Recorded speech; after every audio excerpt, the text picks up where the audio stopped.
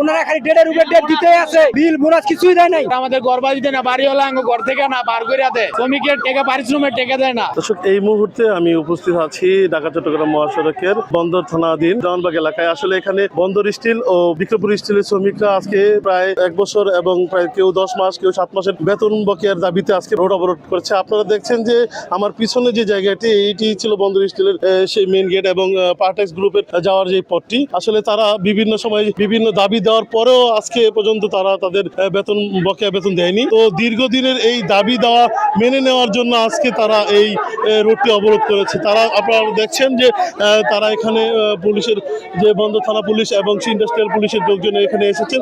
তারা তাদেরকে এখান থেকে সরানোর জন্য চেষ্টা করছে, কিন্তু বন্দর থানার যে পুলিশজন এসে তাদেরকে তারা তাদের বেতন ভাতা দেওয়ার দাবি জানাচ্ছেন।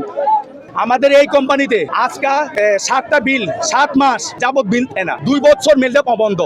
কোম্পানি কোনো ফ্যাসিলিটি দেয় না, 2টা বোনাস, এর মধ্যে বেতন কোম্পানি একের পর এক মাসে মাসে ডেট পালাইতে আছে। এর মধ্যে আমাদের ঘর ভাড়া বা খানা খরচের টাকা সব বাকি আমাদের বাড়ি করিয়ে দেওয়া হচ্ছে। তার কারণে আমরা আজকে না পারতে এই কোম্পানির দিকে তাকাইয়া না পারতে 5 তারিখে ডেট দেওয়া হয়েছে। 5 তারিখের পরে আমরা আজকে 7 তারিখ 8 তারিখে আমরা আজকে রোড আইছি। আজকে ডেট দেওয়ার কথা দেয়নি টাকা কোম্পানি। আমি অনেকদিন যাবত এখানে চাকরি করতেছি এবং 7 মাসের বেতন বাকি, 2টা বোনাস বাকি। আমাদের মালিক পক্ষ ডেটের পর ডেট দিতে আছে, প্রত্যেক মাসে ডেট দিতেছে। 5 তারিখে দিব, 3 তারিখে দিব।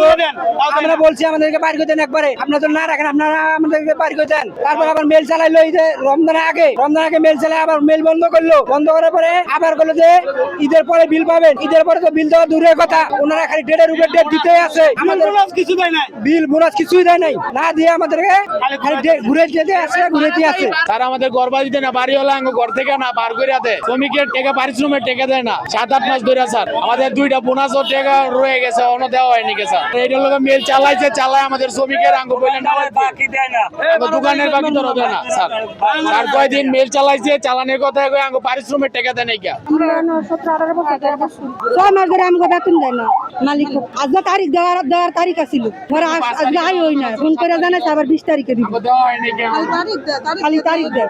যে আমরা যে আজকে যদি শ্রমিকদের বেতন না দিয়ে থাকে, তাহলে কোম্পানির বিরুদ্ধে বা যারা আছে তাদের বিরুদ্ধে আইনানুগ ব্যবস্থা নেওয়া হোক। আমাদের যে জনগণ আজকে আমরা যে কেউ বিদেশের যাত্রী, কেউ ডাক্তারের কাছে যাইতেছে, কেউ ঢাকার কাজে বিভিন্ন কাজে জরুরি কাজে যাইতেছে, এখন যে গাড়ি ঘোড়া বন্ধ করে রাখছে, যে আমাদের জনসাধারণের কি দোষ, আমাদের কি দোষ? এরা প্রশাসনিকভাবে অতি মুহূর্তে যাতে এই 4-5 মিনিটের মধ্যে যাতে এই তাদের আন্দোলন বন্ধ করে যাতে গাড়ি যাতায়াতের ব্যবস্থা করে দেয়, আমি এই প্রশাসনের দৃষ্টি আকর্ষণ করছি।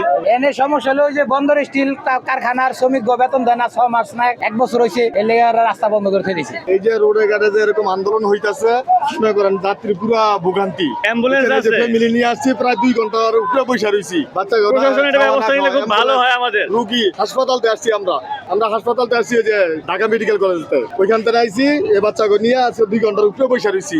এদেশে এরকম হওয়ার দরকার, আইন হওয়ার দরকার, যাতে রোডে ঘাটে কোনো গাড়ি ঘোড়া বন্ধ না করে আন্দোলন যাতে না হয়। জনদুর্ভোগ হচ্ছে, জনদুর্ভোগ করে কোনো আন্দোলন নাই। প্রশাসনিক ব্যবস্থা নিয়ে আমাদের খুব হাজার গাড়ি আটকে রয়েছে, সব থেকে গাড়ি আছে।